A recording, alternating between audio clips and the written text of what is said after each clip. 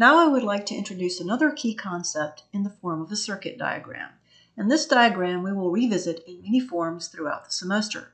It consists of three parts: a receptor, which is a sensor that gathers data about what's happening in the environment or within the body, and it sends that information to a control center that then will process and collate that information, make decisions about it, and then issue commands to an effector, which is something that carries out a function, often in response to a change in the environment.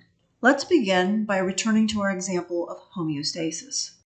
So continuing on with our video from homeostasis, and we saw how homeostasis is a set of parameters, an idealized set of parameters that the body maintains in order to be able to carry out its functions.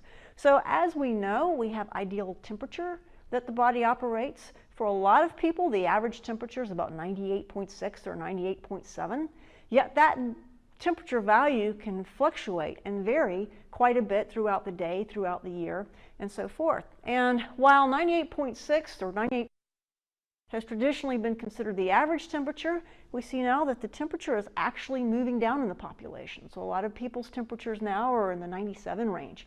So it's different for each individual.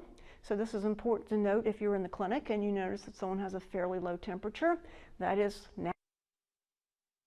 But each person has kind of a set point, an average set point around which their temperature will fluctuate.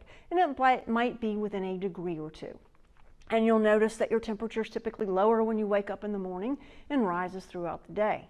So what I'd like to do now is talk a little bit about homeostasis and maintaining body temperature. So we're going to use, as an analogy, we're going to use the HVAC system in the building because it's a very similar mechanism. And as we've said, the homeostasis mechanisms are usually of the negative feedback type. So in other words, whenever we have a change that moves us away from homeostasis, then we counteract that change via a negative feedback mechanism. So let's look at our HVAC system. So in this room, we have the temperature maintained typically around 68 degrees. And we set that temperature via our thermostat, and this tells us what the temperature should be in the room. So the thermostat is our control center. Now the thermostat has to have a way of monitoring the temperature in the room, in the building, to know what to do and how to bring the temperature back to 68 degrees if for whatever reason it should deviate from that. So for our example, since we've said that basically homeostasis is maintained within a window, not around a hard point, this temperature can vary between 69 degrees. So our control center is going to make sure that our temperature is within this window, and it has a way to monitor what's going on via a receptor.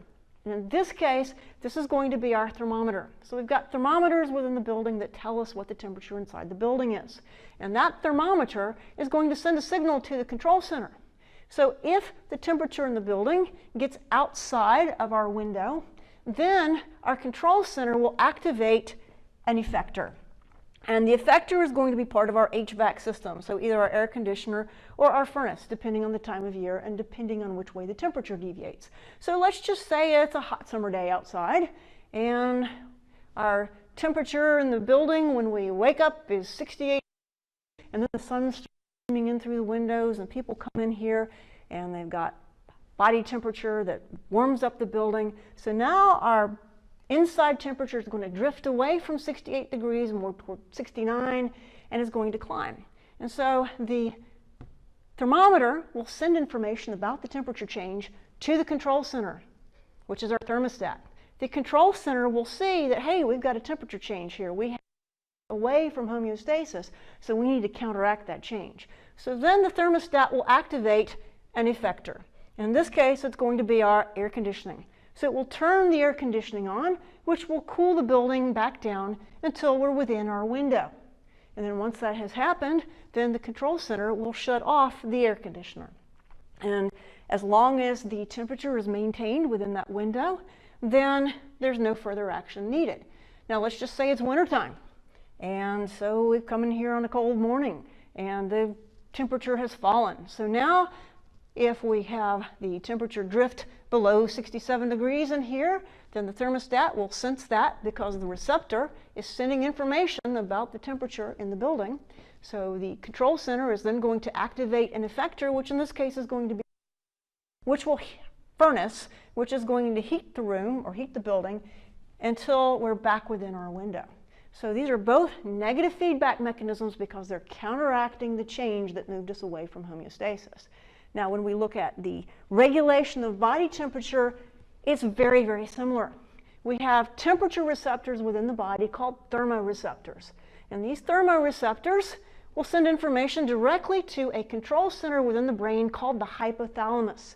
And this contains the body's thermostat, so to speak. So, if we move too far away from our set point or our window of ideal temperatures, then the body will, or I should say our brain, our hypothalamus, will activate some effectors. So let's say you go out on a hot day and you're sweating and you're becoming active and you're generating a lot of body heat.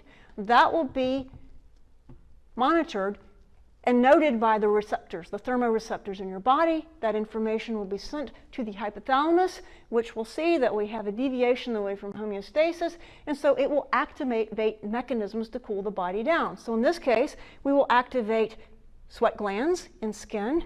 We will activate blood vessels that will then dilate to bring more blood to the skin, to the surface, where we can then radiate the heat from the blood off with the sweat as the sweat is lost through perspiration.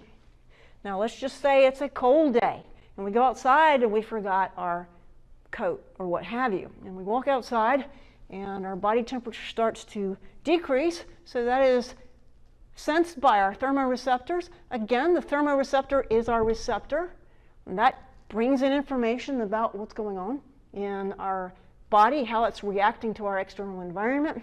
And then that is going to send a signal to the hypothalamus that, hey, we've drifted below our ideal window.